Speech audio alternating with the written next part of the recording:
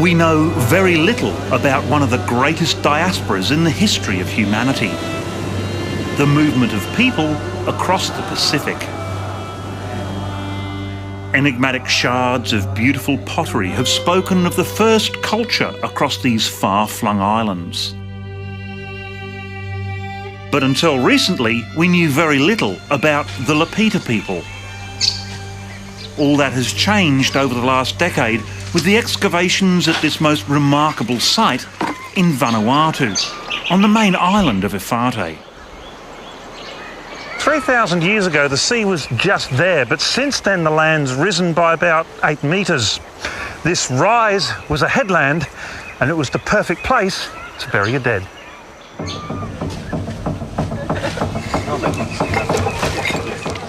This site, called Tioma, has been the centre of research for archaeologist Matthew Spriggs.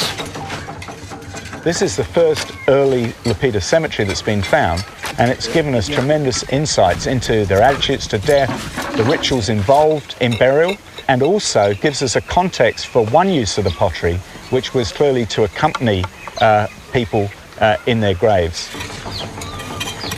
I'd barely arrived at the Tioma site when 2 more bodies were uncovered.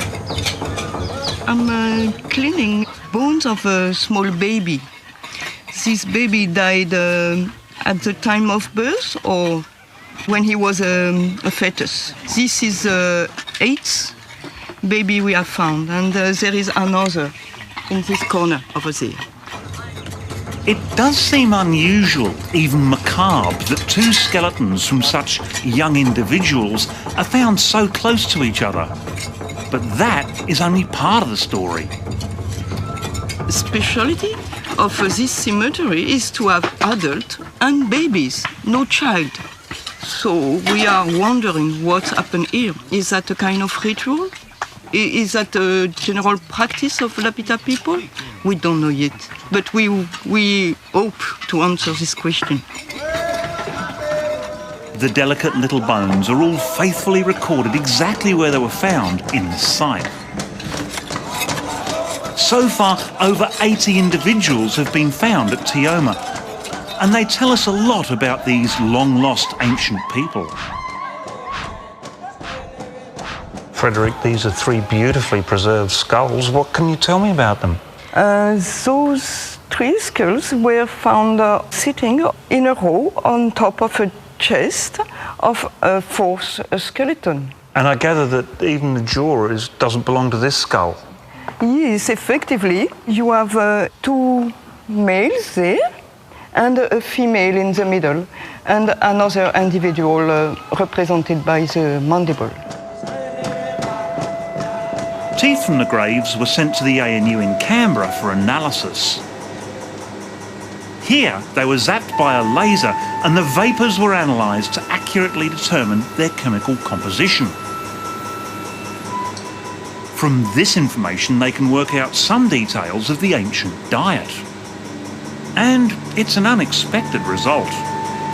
It seems like the men that we've analysed have a much more maritime-dominated diet, where the women from the site seem to eat food that's a lot more from the terrestrial realm. So there's some kind of resource partitioning going on. Perhaps the men were doing all the travelling at sea, while the women stayed on shore.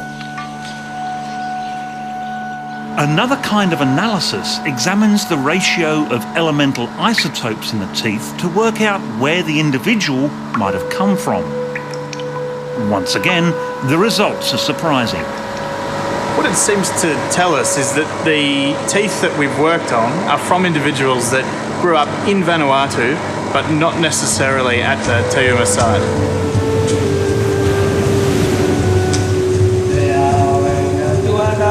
Among the other treasures from the Tioma site are an abundance of pottery shards. It is a Lapita pot, but it's not dentate stamped. It's been incised with a sharp tool. You can see that it's got a sharp inflection there, so it would be quite a large pot. To make sense of the numerous shards of pots, I have to go back to the Vanuatu Cultural Centre in Port Vila, the capital. Here, archaeologist Irawa Phillips slowly pieces the pots back together. His colleague, Richard Shing, uses drawings and computer scans to reconstruct the exquisitely complicated designs on the pots. By drawing all these patterns over the number of years, we found out that they use something like a comb to stamp the tools, but there are only a few different shapes which they use. Like they have the curve, and they have the line, and they have the circle, and that's it.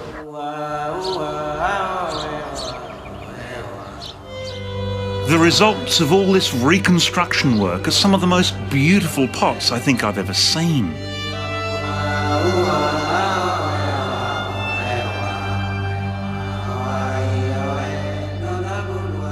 It's the pottery that makes this site so important. Normally in a Lapita dig you'd expect to find a couple of shards of 1 or 2 pots. Here they found over 100 pots and plates, many of them almost complete. And this one had a skull in it.